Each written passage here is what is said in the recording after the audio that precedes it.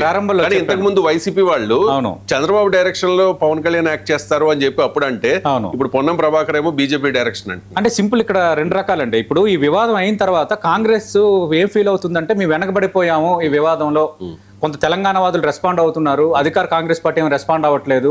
ఎందుకంటే అధికార కాంగ్రెస్ పార్టీ అయినప్పటికీ రేవంత్ రెడ్డి తెలుగుదేశం నుంచి వచ్చాడు కాబట్టి వాళ్ళ ఎజెండా నడుపుతాడు అన్న ఒక రకమైన అభిప్రాయం వెళ్లకుండా వీళ్ళు ఏంటంటే రెస్పాండ్ అయ్యారు.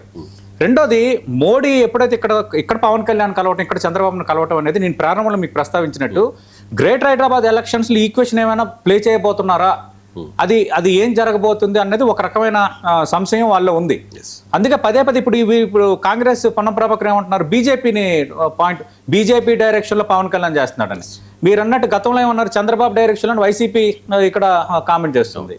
ఇక్కడ ఈ రెండు అంశాలు ఉన్నాయి. మూడోది ఏంటంటే అసలు ఆయన పవన్ కళ్యాణ్ ఆ వ్యాఖ్యలు చేసి చాలా సంవత్సరాలు అయిపోయింది. చాలా సంవత్సరాలు అయిపోయిన తర్వాత పొన్నం ప్రభాకర్ ఆ అంశాన్ని మళ్ళీ ప్రస్తావించారు. అది అప్రస్తుతమే.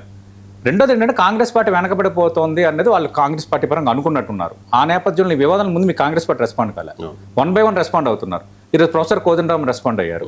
నాకు తెలియదు కాదంటే పొన్నం ప్రభాకర్ ఒక ప్రశ్న వేశారు. ఆయన ఏమడుగుతున్నారు, ఏం గుజరాత్ వెళ్ళి పెట్టుకోవచ్చు కదా అంటే, ఇప్పుడు విజయ్ పార్టీ టీవీకే ఎక్కడుంది, తమిళనాడులో ఉంది. తమిళనాడులో ఉంటే ఒకవేళ నెక్స్ట్ వాళ్ళు బెంగళూరు కార్పొరేషన్ ఎన్నికల్లో పోటీ చేయడానికి సిద్ధమవుతున్నారు. అంటే వాళ్ళకి కొంత స్ట్రెంత్ ఉంది.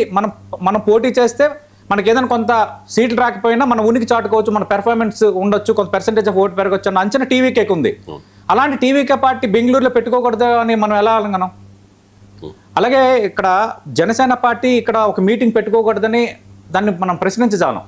రాజకీయంగా బీజేపీ డైరెక్షన్ అన్న గుజరాత్లో ఎట్లా పెట్టుకుంటాడు పవన్ కళ్యాణ్? రెండోది, మొన్న ఒక జగన్మోహన్ రెడ్డి వ్యాఖ్య కూడా ఇక్కడ మనం ప్రస్తావించాలి, చాలా బాగా మాట్లాడారు.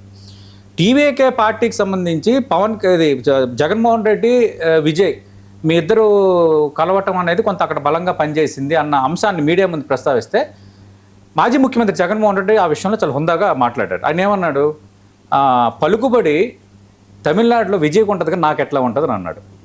అది అంతే కదా.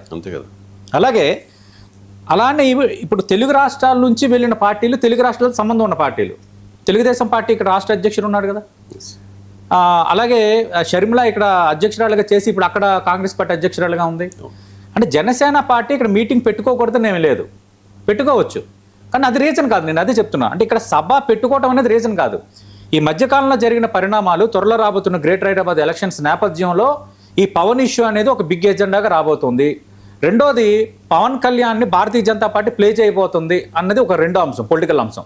వీటి నేపథ్యంలో ఇప్పుడు అందరూ రెస్పాండ్ అవుతున్నారు. నేను అదే చెప్పాను కదా, మెయిన్ ప్లేయర్స్ ఇద్దరు వివాదాన్ని క్లోజ్ చేశారు. ప్రొఫెసర్ నాగేశ్వర్ వాళ్ళు చెప్పినట్టు ఉపసంహరించుకున్నారు, కేసులు పెట్టొద్దని పవన్ కళ్యాణ్ అన్నారు. కానీ కేసులు ఎందుకు కంటిన్యూ అవుతున్నాయి అనేది పవన్ కళ్యాణ్ జనసేన సమాధానం చెప్పుకోవాల్సిన అంశమే, అది మాత్రం. ఎస్. అండ్ ఇక్కడ కాస్త లేట్ అయినా కాంగ్రెస్ రెస్పాండ్ అయింది, ఎందుకంటే కొన్ని సంకేతాలు తెలంగాణ జనాల్లోకి వెళ్తాయేమో అనే భయంతో. కానీ ఇక్కడ తెలంగాణ సెంటిమెంట్, తెలంగాణ ఉద్యమం అని చెప్పి అప్పుడు టీఆర్ఎస్, ఇప్పుడు బీఆర్ఎస్ చెప్పిన బీఆర్ఎస్ పార్టీ ఎందుకు సైలెంట్ గా ఉంది ఇష్యూలో?